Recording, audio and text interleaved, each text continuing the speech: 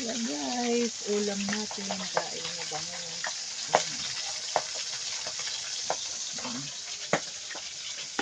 Asawa ko lang gumawa niyan. So ayun siya, pinipito na natin. So ayun, nagpabaliktad na siya. Antayin na lang natin na luto.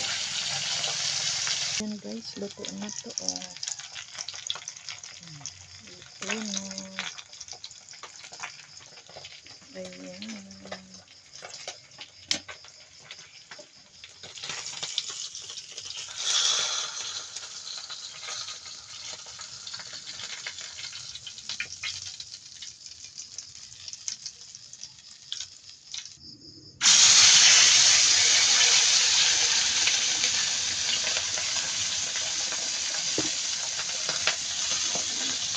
Bali apat ang ating lulutuin. Ayan.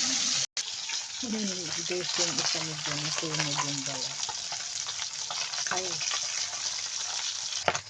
Malapit na rin yung luto. O, ayan na. Luto na yung ulam natin.